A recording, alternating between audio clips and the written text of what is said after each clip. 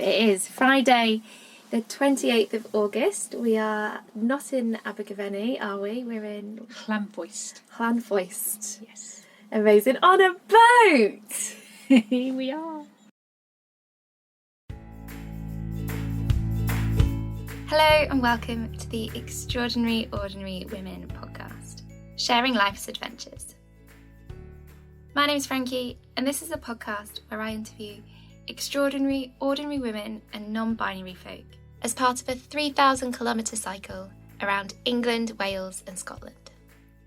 Interviewing people older than myself to show that you don't just have to do it whilst you're young. You'll hear all about their adventures and what they get up to, as well as their answers to my big life questions. Like, what does authenticity mean? Did you have a clear sense of direction through life? And what advice would you give to your younger self? Hello and welcome to episode 8, where I talk to the awesome Zoe Langley-Wathen, who at 49 has moved onto a houseboat and quit her full-time teaching job to give her more time to pursue her love of the outdoors and creativity. I interviewed Zoe on her boat and ended up spending the whole day there, drinking tea, eating cake, and watching the world pass along the canal. This is such a great episode, but as a content warning, we do talk about weight loss from 15 minutes to 17 minutes.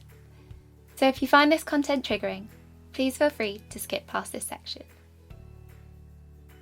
This episode is jam-packed with stories, from wild camping, river crossing, long distance hiking, and so much more.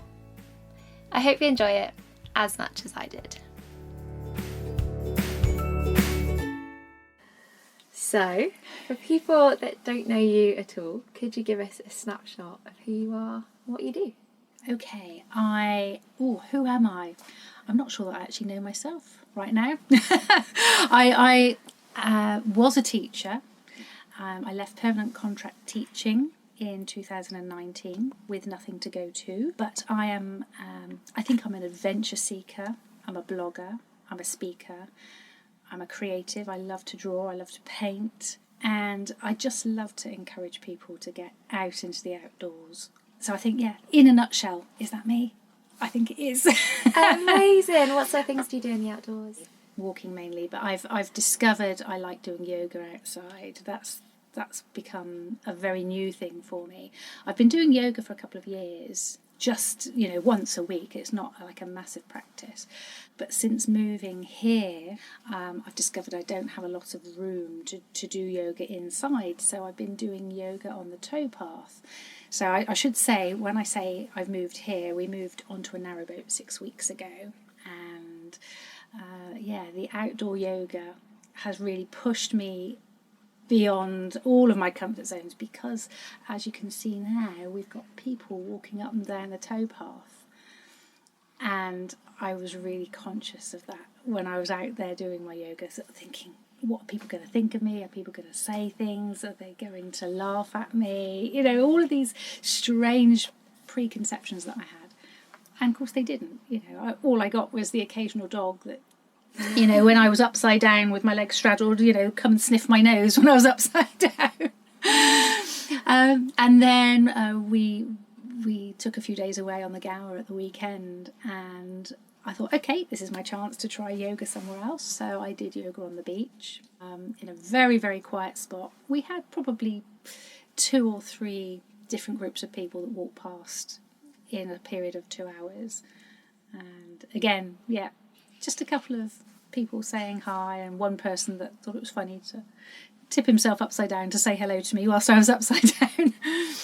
But it's just a special feeling to be out there and connected with the outdoors. So it's my outdoor medicine. I call it my outdoor medicine. And it must be such a huge confidence booster to have been worried about doing it. Yes. It's like I think I have spent years worrying about what people think of me. I think it's just something that's ingrained into me, from sort of upbringing perhaps. And I think more and more now I'm starting to learn that actually, no, what's more important is is how I want to be and what I want to do, and you know, how my husband and I want to be together, and not what other people are thinking about us or about me. So yeah, it's taken a while. It's taken nearly 50 years, and I would say the first adventures that I did actually set me on that road of not worrying about what people think. What adventures were they? So back in 2011, I set foot onto the South West Coast Path for the first time. It'd taken me 15 years to make that move to do it, because I wouldn't say I was too scared to do it, although I probably was, but I think actually more to the point, it was a case of me being afraid that I would fail. So it wasn't I think I was just didn't think I was capable of doing it. Alongside all of that was then, once I was on the path, other people looking at me and recognising that I was a fraud, that I shouldn't be there. I'm not an adventurer. I'm not an elite athlete. I'm not this person that is capable of walking 630 miles on her own, backpacking all the way, because I'd never done anything like that before. It's like, who do you think you are? These are the strange subconscious things that were coursing through me. The first time somebody actually stopped and chatted to me, probably on the first day, you know, they wanted to know where I was going on my own with this big rucksack, which was way too big, by the way. I have to say that was the joys of being a novice backpacker. You know, you take all the things that you think you need, but soon realise you don't need them. And yeah, that guy that spoke to me the first day, he actually sponsored me as well. He thrust a £20 note into my hand. He said, there, put that towards your charity. And I actually skipped away feeling like, actually, I am bona fide. I should be here. I should be doing this, and I can do this. He believes in me, and this is a stranger. This is somebody I don't know. And that went on for 47 days. And it was incredible. And I came back a completely new person, faced fears that I never knew I had.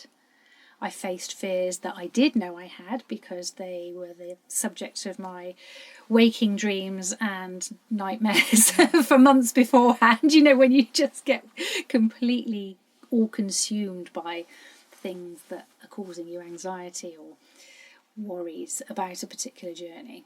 I faced them all, and it felt good. I felt much stronger as a result.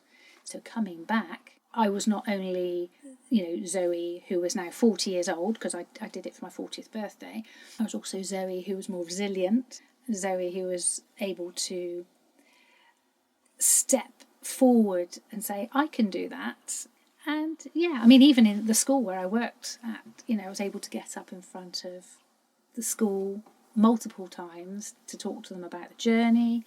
That wasn't so much of a problem, but you know, down to things in day-to-day life that I had, where perhaps I had to give a presentation to the teachers, get up and speak in briefing in the staff room. You know, these are all things that in a sort of daily situation, a lot of people may find quite unnerving. And yeah, so it filtered into my day-to-day life. And from there on, I thought, okay, this could be something that I need to work on and do a bit more of. What were some of the fears and challenges that you came across on that trip? Crossing rivers. Really? Yeah, not keen on crossing rivers.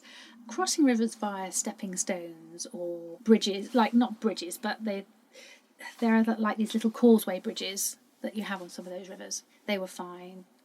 But I'm talking about the rivers where you have to wade. So all of the rivers on the South West Coast Path are served by those stepping stones, causeways, boats, sometimes even just a man in a rowing boat, you know, that will take you across, ferries. But there's one, the river, and I knew I had to cross that. And you can only cross it 2 hours either side of low tide. Wow. And I got there, I had met up with some people by that point, and we said we would all go over together. So there were 4 of us, but we got there at 2 o'clock in the afternoon, and low tide wasn't until like 9:30, 10 o'clock at night. I think it was 9:30. So we had quite a long wait on the beach. And, you know, even that, I mean, I'd been worrying about it for months beforehand, but then that long wait on the beach was just excruciating, because I could see the slipway on the other side of the estuary that we had to reach, and it just seemed a million miles away. 9:30 came and we started to cross. And I had these sandals on, actually. I took my walking boots off and just attached them to my rucksack. So I did have some waterproof shoes to put on. But I found myself digging my poles in as I was going across the river. And I felt myself being pulled by the tide as the tide was still receding. And it was still receding quite fast. I know perhaps we hadn't left it long enough to the lowest point. I don't know. But it felt like it was pulling very fast, and I just had this vision of me being swept out to sea, and it wasn't going to happen. But yeah, one of the guys that was with us grabbed hold of my shoulder, and he'd already grabbed hold of one of the other chaps that was with us, because he'd gone out of his depth sort of probably way too soon. But then I just felt this arm on my shoulder, and I was actually really quite grateful of that. Anyway, we got to the other side. It was dark by that point. It was about 10:20 at night. But the elation that I felt having done that, yeah, it was incredible. I knew that I would get wet up to my knees. That was the deal. You know, you wade this river, it's knee deep. And when I got to the other side, my knickers were wet. So that was how deep it had been. It's either that or I'm just very, very short. I don't know. But I skipped up the hill.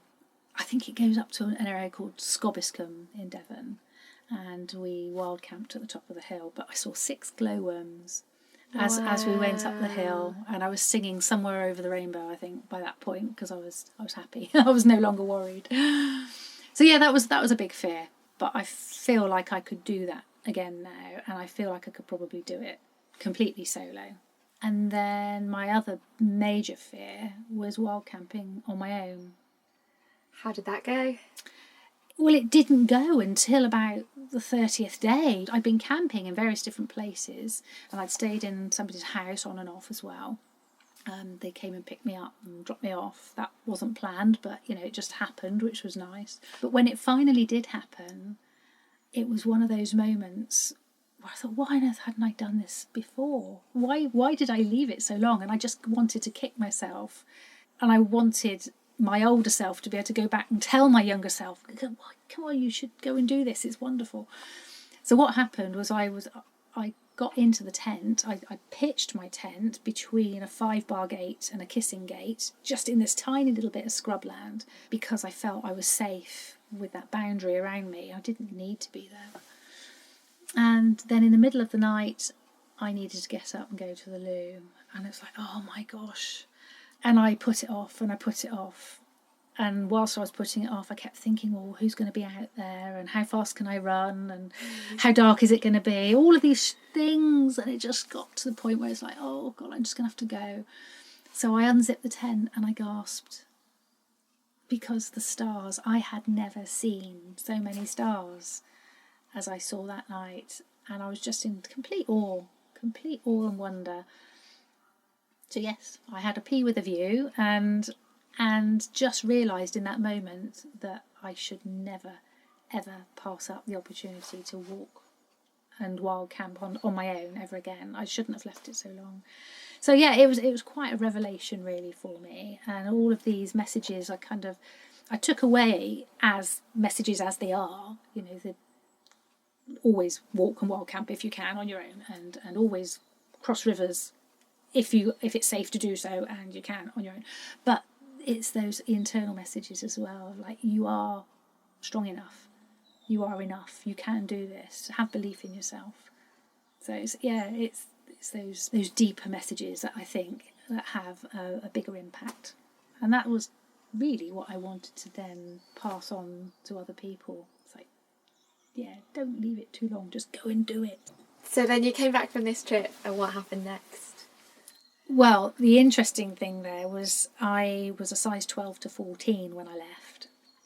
And when I got back, in 7 weeks, I realised I dropped 1.5 stones in weight, despite all the cream teas and the ice creams and things I've been eating en route.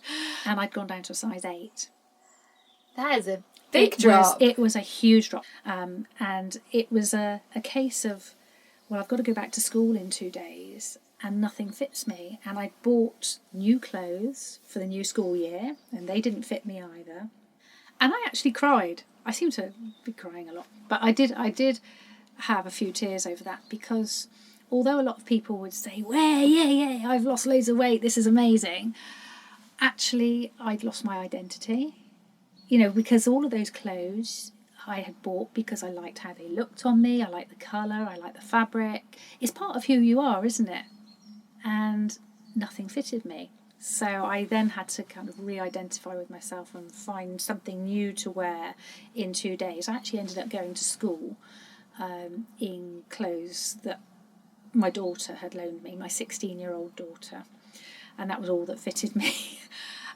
So that was an interesting start to the new school year. And there were lots of students that would kind of walk past me and look at me and then do a double take. It's like, oh my gosh, what's happened to Miss Wathen?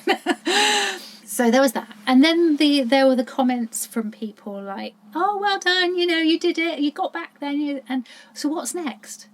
I was like, oh, well, I didn't think there was a next, because it was only supposed to be one walk to mark my 40th birthday.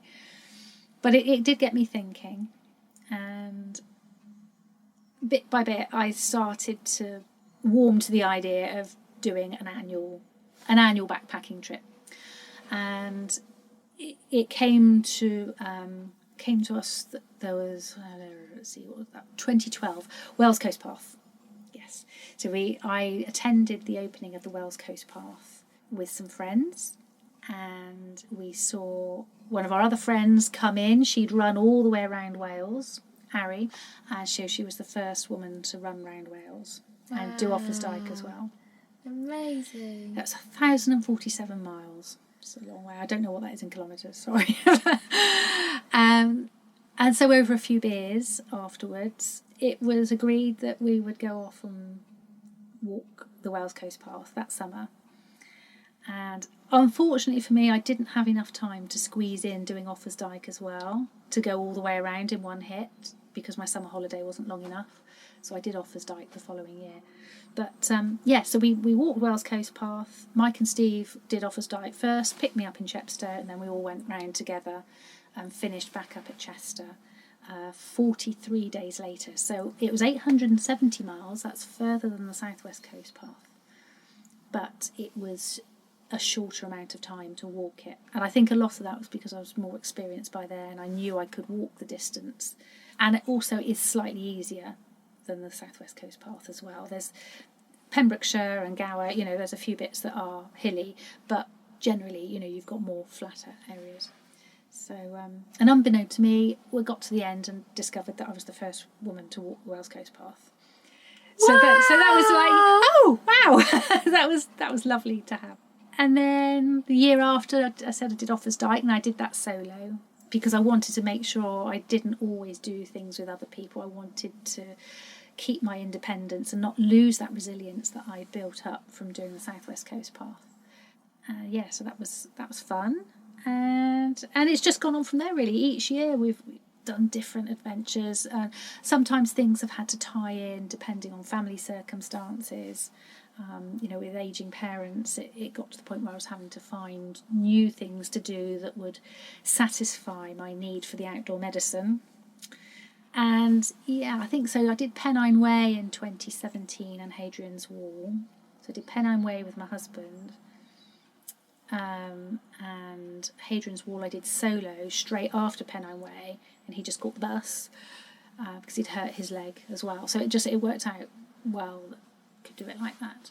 And then 2018 that was where the real change came in, because I could no longer go off on a long trip of sort of 3, 4, 5, 6 weeks because Mum and Dad needed me there. So I decided to create a new challenge that would still get me into the outdoors, but it had to be a challenge. It wasn't just a case of, oh, let's go out for a walk. I seem to thrive on having a focus, having a challenge, having a goal to work towards. That's just the way, I work. And so I came up with a challenge called 100 Mappy Days, and it was about walking 100 different walks using a map or a map app. And each one was different. They could cross over, but they couldn't be identical. And yeah, that year ended up being quite a difficult year, and I actually walked my 50th on New Year's Eve of that year. So I didn't get to do the 100 in that year.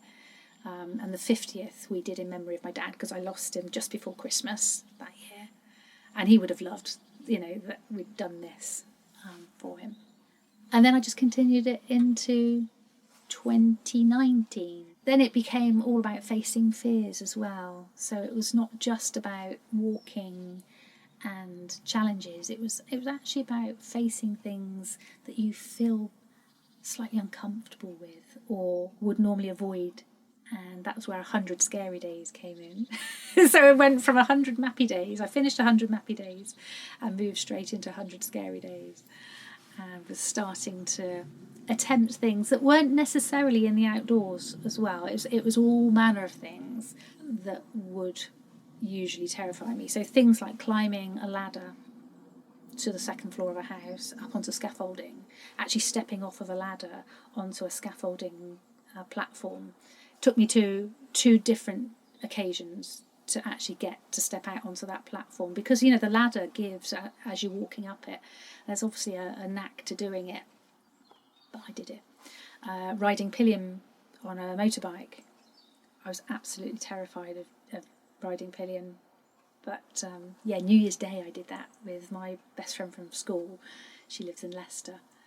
We went on I don't know what the hills are around Leicester, but anyway, we went on a ride over the hills and far away, and it was absolutely wonderful. I mean, honestly, you couldn't wipe the smile off my face. It was just plastered from ear to ear. It was amazing. So, yeah, there were... Oh, swimming underwater, that's another one. Oh, that is something that petrifies me. Yeah. I can swim, but I just could not get my head underwater. So, there are these little videos and Instagram stories of me. I even got to the point where I was in the bath and I got my goggles on and my swimsuit in the bath, and you can see me kind of blowing bubbles in the water under the water. Yeah, so, just lots and lots of different activities that just pushed me out of my comfort zone, and it felt good. And the final one, the 100th, I'm still yet to do. What is it? It's a skydive. Oh, exciting. And I am absolutely terrified of heights. And it is exciting. And it was booked for February, the 3rd, let's say it was. But it was Storm Kira Day. So it got called off because Storm Kira blew in.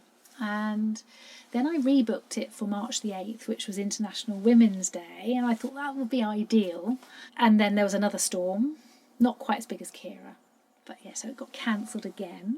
And then COVID happened. Sorry, I wasn't going to mention the C word, but it just... That's okay. No, Yeah. Everybody else has. Yes. It's shaped everybody's journey up till now, hasn't it? It really has. It really has. And I know you spoke about this earlier before we were recording, but what made you go from a house to a boat? Yeah, well, the boat's been here for quite some time. Mike's had the boat for 12, 13 years. And it's always been a man cave. It's been his place to come to when he works up in Abergavenny. And it was very much a sort of very male place. It was mess here and there, and it's definitely needed some female touches.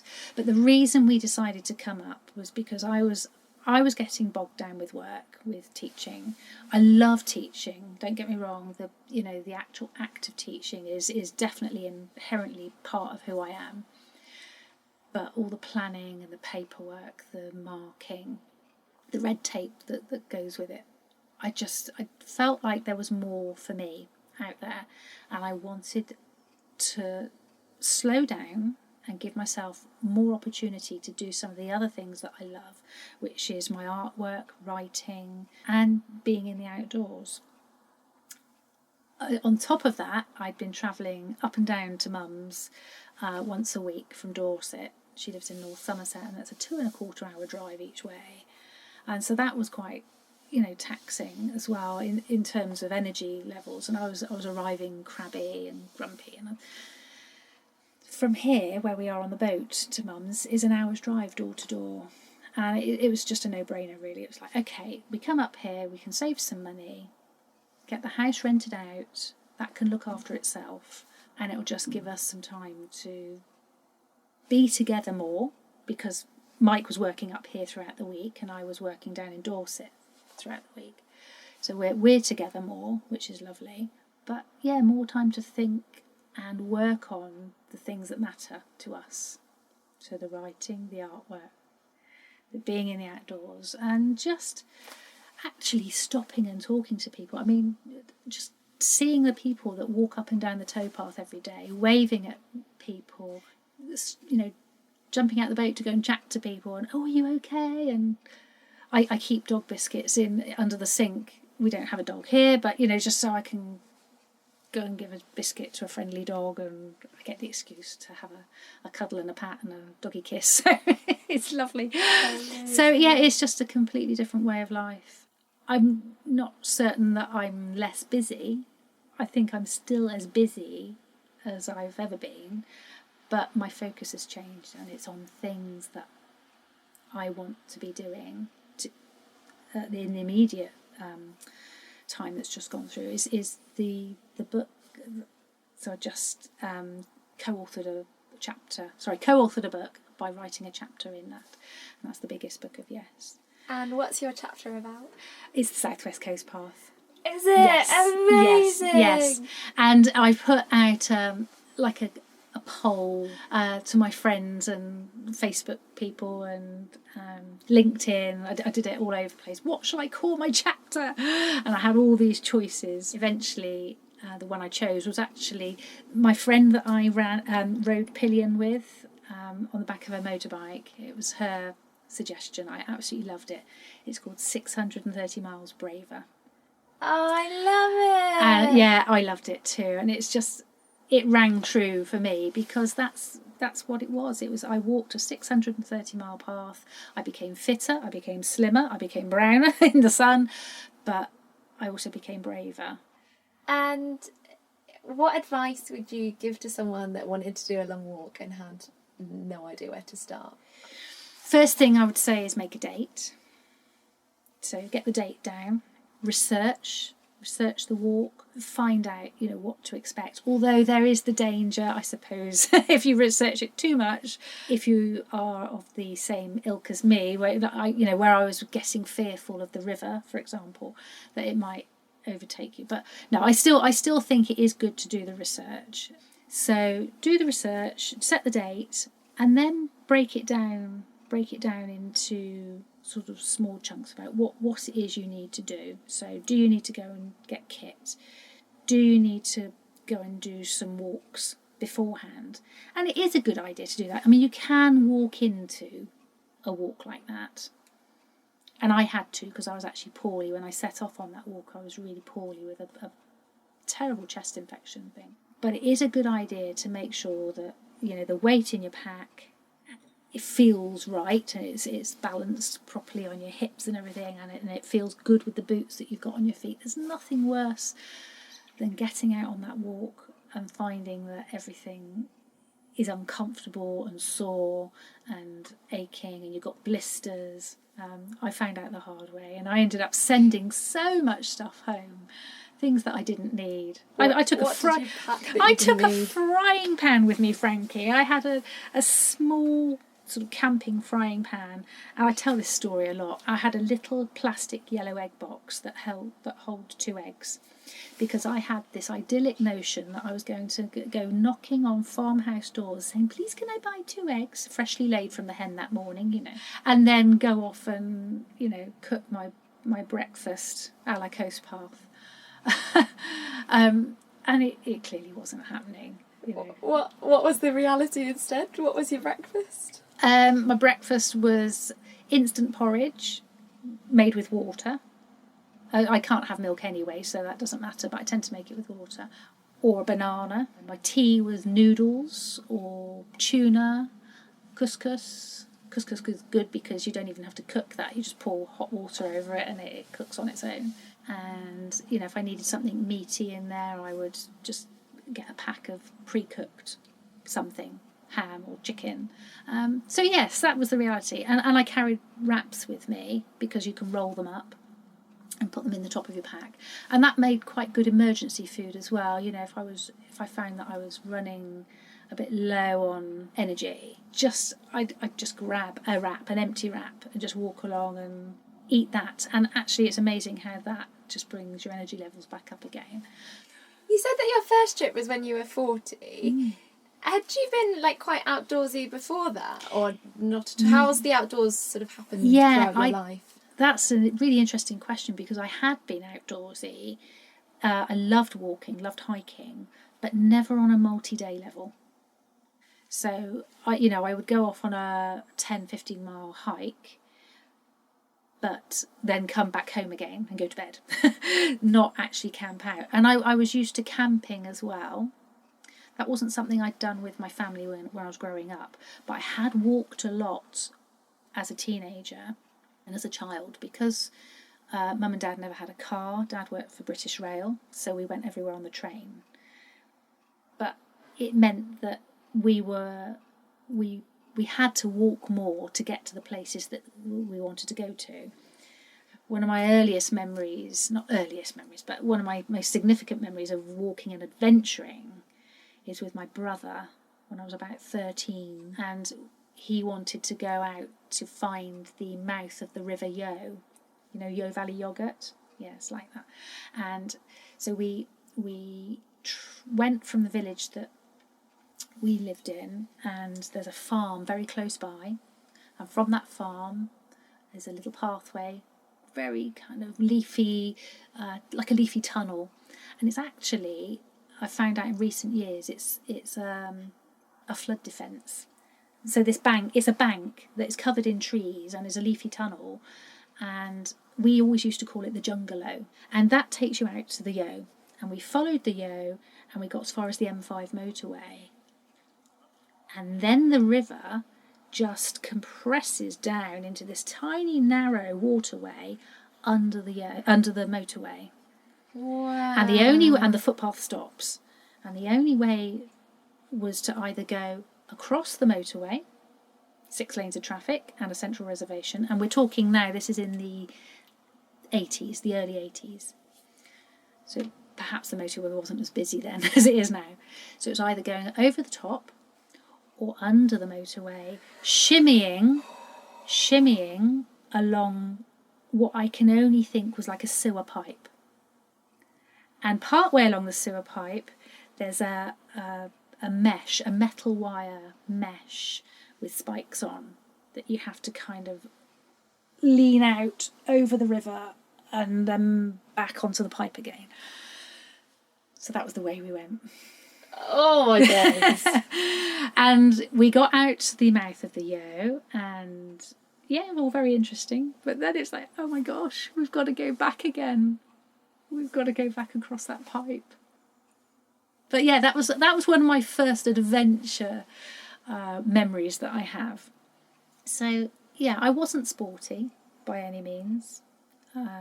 I think the love of the outdoors definitely has come from the need to walk places when I was younger, and living in a country village as well. It was a very rural village, with a view of the Mendits from my bedroom. Amazing. Yeah. Gorgeous.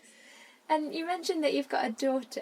How was it getting into the outdoors and bringing? Have you just got the one daughter? Or have Yes. you got Well, I've got a daughter, and then I've got a stepdaughter from a previous relationship who I just consider as, she's as much my daughter as Laura is. So it's Laura and Lara. So, and they treat one another like sisters as well. So they might not see one another very often, but yeah, they always got on very, very well. So Laura, my daughter, she's 25 now, and Lara must be 23, coming up 23. And, you know, when Laura was young and her dad would be going off, you know, playing football or cricket, depending on whatever season it was, I was throwing on the baby rucksack and tucking her into that and going off walking. And yeah, so it was always there. I always wanted to get her out into the outdoors. We'd go exploring the New Forest or the Mendips. Yeah, so there were a lot of places that we would go to. And then as she got older, and we had Lara then as well, we would be going off camping and doing more things. You know, we'd go to Cumbria. We liked Cumbria and Devon. So yeah, that has definitely been there, and I hope one day actually that Laura will look back, and I say one day, I think she probably has already. She's appreciated those times that we had. And I can remember taking her up Helvellyn. We went up to Red Tarn. Have you been up Helvellyn? I've not, no. Oh, it's incredible. It is so incredible. Now, that particular day that we took the children up there, we didn't do Striding Edge. We didn't think it was safe enough to... I think it was windy that day, so we didn't do Striding Edge. But we went up to the tarn at the top. And all the way up, I remember Laura's going, oh, why do we have to be going up here? My feet ache, I'm hurting. Are we nearly there yet? You know, all the usual whines and grumbles. And then there was just this moment where she got part way and it was like, oh, wow, look at that view. And she couldn't have been much older than about 8 or 9. I think she was probably about 9. And it was this sudden realisation that there was a view and that she had climbed up to that under her own steam. And she just wanted to take photos then and just revel in it and love it. And yes, it was amazing. Amazing. Yeah. I mean, that's an amazing feeling, like, yes. no matter what age you are. Yes. It was like, this is what birds see. Oh, yes. I love it. Yeah. So, yeah, I've just tried to get out as much as possible. How do you think your journey has shaped who you are now? I would just say I have become stronger and more sharing. I think, yeah, I don't think I want to... I mean, there's all sorts of things I could say there, but I think it's stronger within myself. I don't mean physically stronger, but stronger within myself, more aware of who I am and what I want, and yes, more sharing. And what I mean by more sharing is about sharing my experiences with others and wanting others to benefit from the things that I've benefited from, but in their own way. So not trying to force things onto them, but just encouraging them to find their own journey. And yeah. And what's one thing that you know about yourself now that you wish you'd known earlier? That I am enough. Yeah. If I knew back in my 30s, even in my late 20s, that I am enough. I'm good enough to be able to do this, and this. I mean, in so many different areas of my life. I think I would have perhaps pushed through to doing some of these things sooner. Even down to using, you know, my skills with art. You know, and I know my mum would never have meant this in any other way than, you know, back in the 70s, it's like you don't want anyone to be hurt, or I don't know, there was definitely a cotton wool, wrapping people in cotton wool feeling, I think. And I remember saying at one point I wanted to be an English teacher, then that went by the by, and then it was, actually no, I think I'm going to be a graphic designer. And I just remember the message that I got back was, oh, you have to be really good to be able to get into that.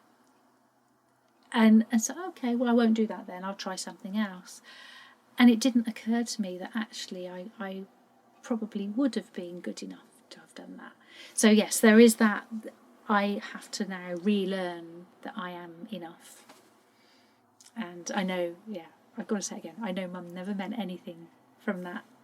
It's just, probably the messages that she got from her parents, you know, growing up and so on. But it's these messages we pass on to our children. They can have deep and long-lasting effects, and sometimes we've just got to push them to one side and go, actually, I've got to find this my own way and realise that, yeah, I can probably do this. Amazing. Do you feel like you've always had a clear path through life and sort of known where you're going? Yes and no. I was kind of thinking back through the different stages. You know, if I look back through my life now, there's different stages. So there was the stage where, you know, I'd met my first husband, but there were no children, and I hadn't been to university at that point. But I think at some point there, I'd either just had Laura, or it was just before I had Laura. I realised that there was more. I wanted more. Now, what that more was, I don't know. I think it was. I want to say I don't think it was material things, but I think it was in terms of the way we were living. But I wanted to learn more. I think I've always had that curiosity and that need to learn. So soon after, I think Laura was only about 2 or 3, I then went off to get my degree. So then there was a clear path in that I was in a learning journey, and that continued for 4 years. But that was always directed, it always had an art direction to it. It was always creative. I never knew where it was going to take me, but it was just a creative path.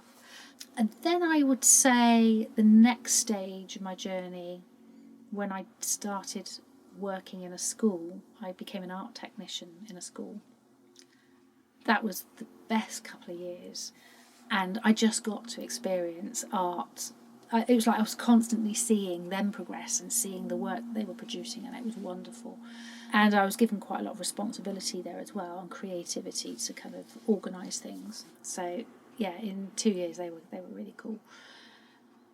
But it was in that time I could see that love of learning was still there, and education was clearly the way I was heading. And I remember speaking to my head of department saying, I think I'd like to go down the teaching route. I want to learn to be a teacher. And she said, well, you know, let's get the ball rolling, and we can probably mentor you here, and we could do it here. And that's the long and short of it, is how it happened. So yes, I think the path that you're talking about, I think I've not always known where I've been going, but my direction has always been guided by that love of learning and the curiosity. And I think as long as you have that curiosity, it doesn't matter if you go from one thing to another, because you draw from those things that you're learning within that curiosity. I think it's about not being afraid of what there is around that corner, and trusting. And I know has been a big thing. Like when I left teaching last year, I didn't know what I was going to, but I had to trust my judgment that it would work and it would be okay. And it has been. It's been great. But when you've got a mortgage to pay and all of these responsible things to deal with, it feels like it's unmanageable. And I know definitely that there's lots of other people that would feel like that, because I've listened to podcasts myself last year where people were talking about, I made the leap, and I'm thinking, oh my gosh, I need to do it, but I don't know if I can do it. But really it was so liberating, very empowering, very liberating. I'm not sure if we've actually mentioned it on the recording or not, but what is it that you do now? I think you've mentioned it before, but I don't think you've mentioned it on the recording. Okay. So I signed up with a teaching agency to do supply teaching, to cover for absent teachers. And for the first 3 weeks of September, actually, in all fairness, last year, for the first 2 weeks of September, I was away walking, doing the coast to coast. And then the third week of September, I didn't get anything. And I was in pure panic mode at that point, because I thought, what have I done? I'm not going to get any money. This, and we were still living in the house, so I still had the mortgage to pay. And of course, what happens is, when teachers go off on their summer holiday, they recharge, they recuperate, they're just raring to go when they come back, and everybody's well, generally. And it's not until like the last week of September and October when things start to kind of just drift back downhill again, and people get sick and things happen. So yeah, I started getting work from about the 4th week of September, and then it just didn't stop. Amazing. Sometimes within my life, I feel a little bit like I might be going against the grain. Is that something that you've ever felt? I think actually setting off on that first walk was definitely feeling like it was going against the grain, because not only was I going off on a long distance walk for 7 weeks, which people didn't do, I was a woman and I'm going on my own as well, and that caused a lot of conversation and a lot of debate between family members, friends, and the school community. Even parents would stop me and ask me, because I'd advertise what I was doing. I was doing it for charity as well, and it would be the topic of conversation. I actually stayed in a B&B the first night before I actually left, and the lady in the B&B there was a very old-fashioned landlady, and she was actually almost bordering on being cross with me for going off. She was very negative and basically telling me that I was stupid because I was putting myself and others in danger for going off and doing this walk on my own. And I did come away from there feeling quite, but although I can take things personally sometimes, I am quite good at fielding off comments like that from outsiders. Even at parents' evenings, always, after we talked about their daughter and what they were doing. So when are you going off on this walk then? And what made you want to do it? And are you sure? Do you feel safe going off to do it? And there's always those questions. It's like, well, yes, I do. I think it's going to be fine. Then how do you navigate that? Yeah, you just have to push the concerns that other people have to one side because they're their concerns.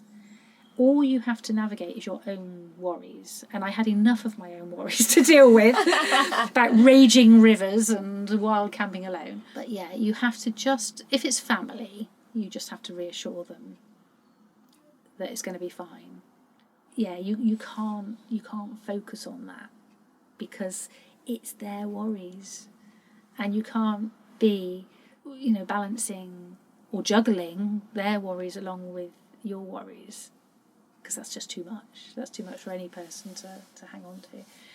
So yeah, I think it's really just a case of making sure the people that need to be reassured are reassured, and then you just continue with navigating your own inner turmoil and learning how to deal with that, which I did.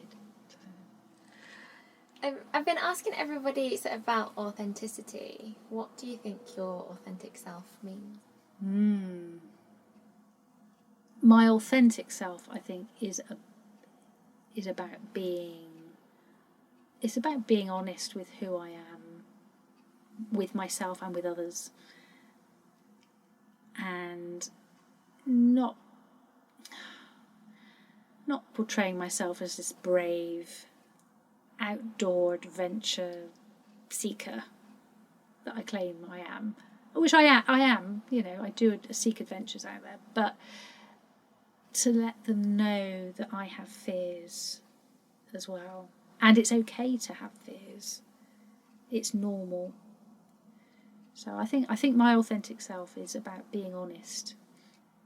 I am a scaredy cat, I am terrified of all sorts of things, more things than I ever thought I was. I actually had a conversation yesterday with my old next door neighbour. She's 84, and I just thought I'll give her a call to make sure she's okay. And that was one of the hardest parts of leaving the house. Actually, was there's certain people that you don't want to. You feel like you're doing them a disservice by leaving them. And it was hard for me as well. So anyway, I gave her a call yesterday, and I was absolutely thrilled to hear that her daughter had bought the book, The Biggest Book of Yes. Aww. And that she'd loaned it to her mum, and she'd read my chapter. And her words were, "I never realised you were so afraid, Zoe. She said, I always thought you were so strong and so brave." And she said, "I just didn't know that." And in fact, my mum read it with me there, and she said, "Oh, there's lots of things in there you never told us about." Yeah. But, you know, that emotion of fear is never discussed. And I guess I just come across on the outside as being this brave person. I just am able to put up a courageous facade. And that's what teaching is all about. You know, you just put up a facade. It doesn't matter what you're feeling that day. If you've had a fight with your partner at home, or you've been really upset by something, you don't bring that into the classroom. You just put up this facade and you hide it. And so everybody thinks that you are this very level, on this very level playing field all the time, that you are brave and courageous. There's quite a long, drawn out way of saying it, but I think, yes, my authentic self is now about sharing my fears and being honest. That's really interesting how it ties into my next question, because my next question is, what do you think bravery means? Ooh. For some people, it might be stepping out into this torrential rain that we're just getting now. I think bravery isn't necessarily about throwing yourself out of an aeroplane on a skydive. I know that's my 100th scary day. But I think bravery is about just pushing yourself out of your comfort zone into something, into that area where you feel uncomfortable. So for one person, it might be paragliding, it might be jumping out of an aeroplane, it might be skiing down the steepest mountain. But for others, it might be simply setting foot out of the door in the morning, or putting their hand up in class to ask a question, or to say, "No, I don't agree with that." So yeah, it's knowing what your comfort zone boundary is and stepping across it. Would you describe yourself as brave? No. Yes and no. I'm learning to be braver. And yes, I think I actually am.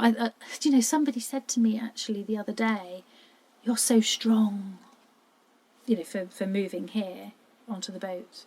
So I think actually I am brave. There are aspects of my life where I can see where I have been brave. And I think actually this ties in not just with this question, am I brave, but also with the last question as well, about what is brave. I think it's about being adaptable, because if you are accepting and adaptable enough to cope with the change that might come as a result of whatever it is you're going off to do, then that makes things a whole lot easier. So, you know, leaving work, you know, I had to just trust and be accepting of it. It's going to work out.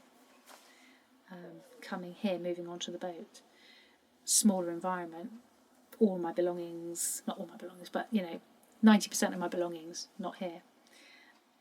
I had to get rid of lots and lots and lots. Am I going to cope with that? And it was just trusting and being accepting that it would work out. Amazing. What an awesome answer. What do you think happiness feels like? Oh, that's so hard. Oh, wow.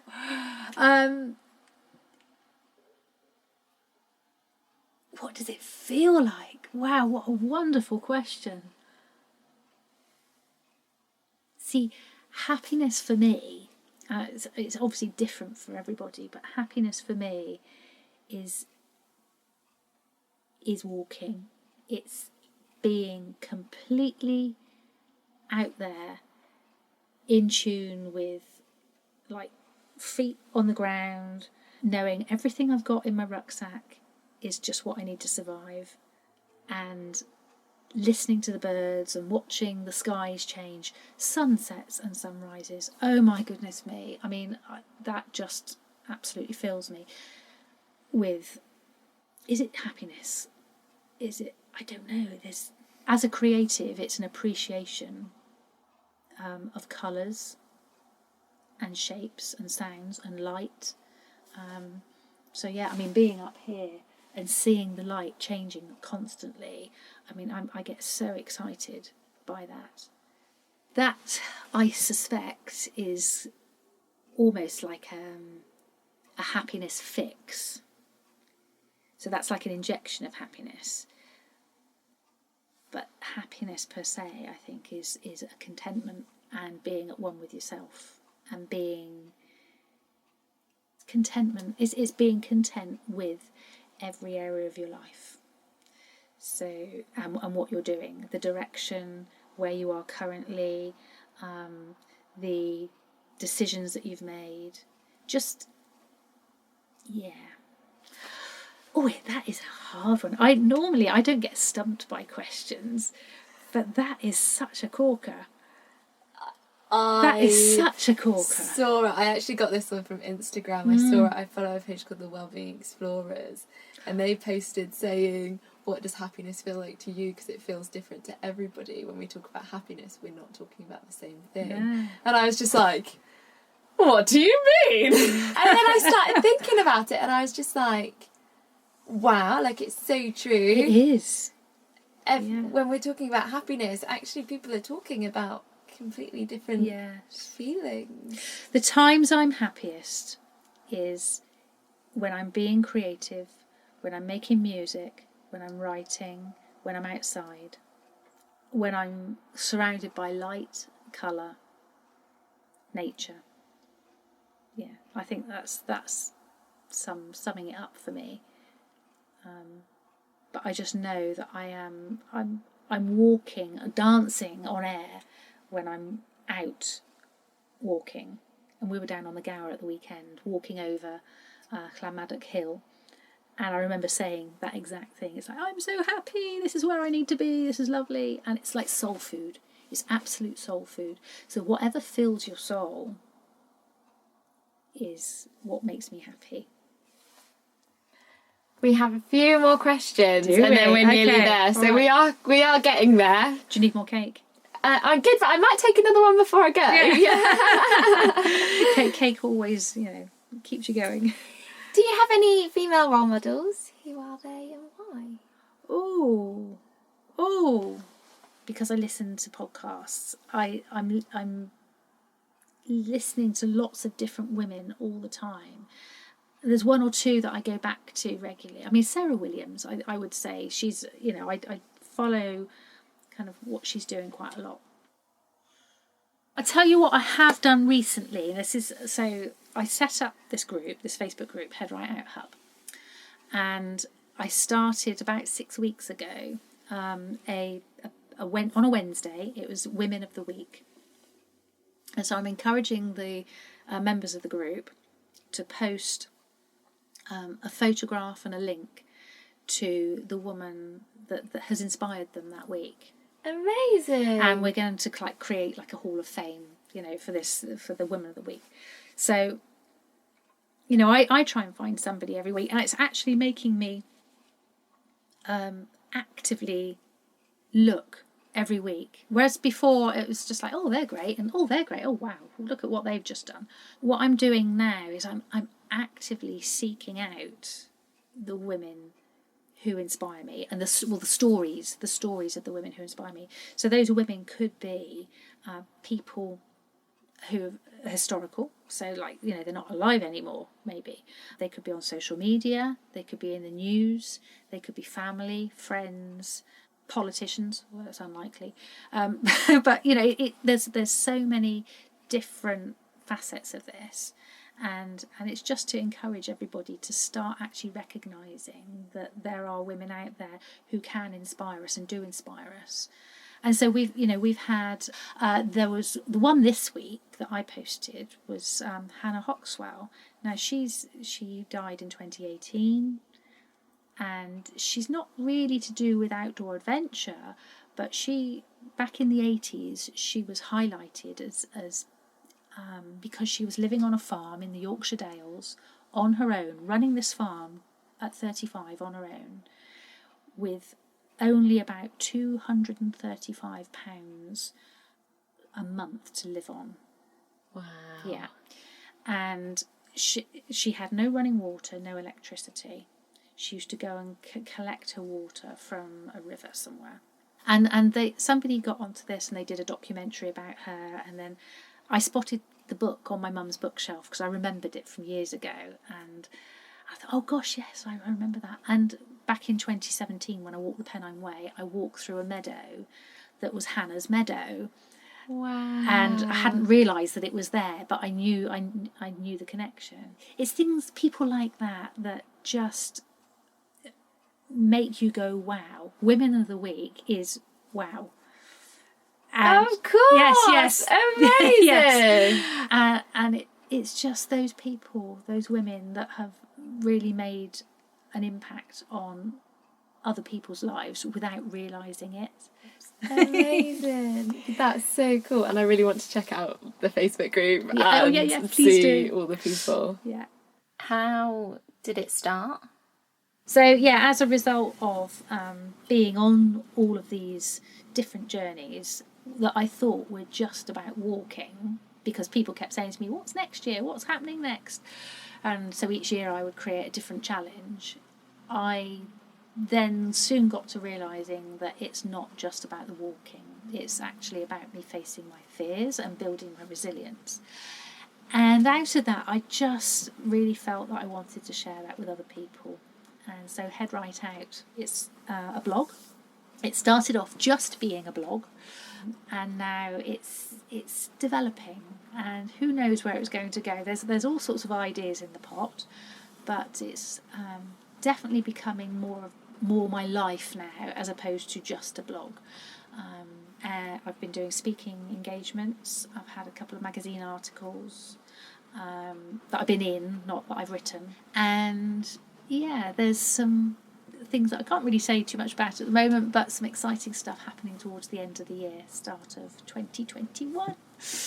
So yeah, I just would love people to come along and say hi, and yeah, just ask any questions. And I've had quite a lot of people that have just messaged me off of the back of seeing one of the magazine articles, or perhaps hearing me on a podcast. They've just gone to the website and they've messaged me, and they've generally been my sort of age group of woman, and they've said, I really don't know what to do. My marriage is great, I don't have a problem with it, but I want to go off on an adventure and I don't know how to do it. I don't know how to let my husband know that this is what I want to do on my own, because I think he's going to think that I don't love him anymore, and things like that.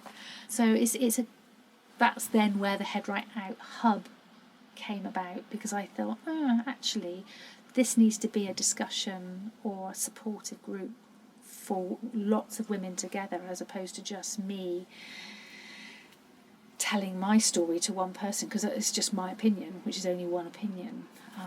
Whereas if we've got a group of women together, the strength is in the number, isn't it? And hopefully that will empower other women to go out there and try something new. What is one piece of advice that you would give to your younger self? Oh yeah, so I said something about that earlier, didn't I? I wish I could go back and tell myself, yeah, don't wait.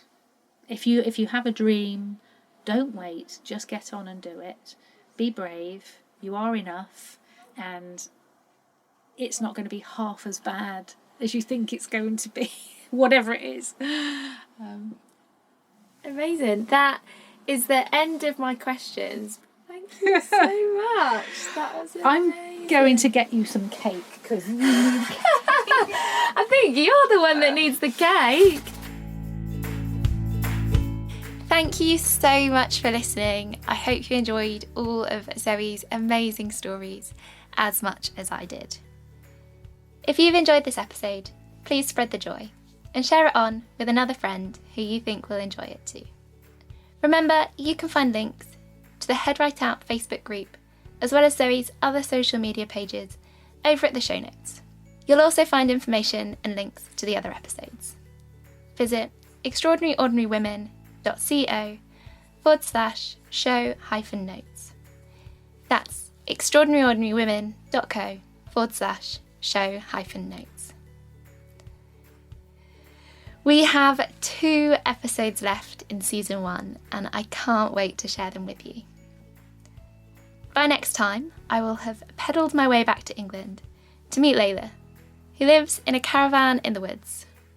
She also cycled to Rome with her dog Rolo in a trailer. It is not to be missed. Until next time, keep on being extraordinary.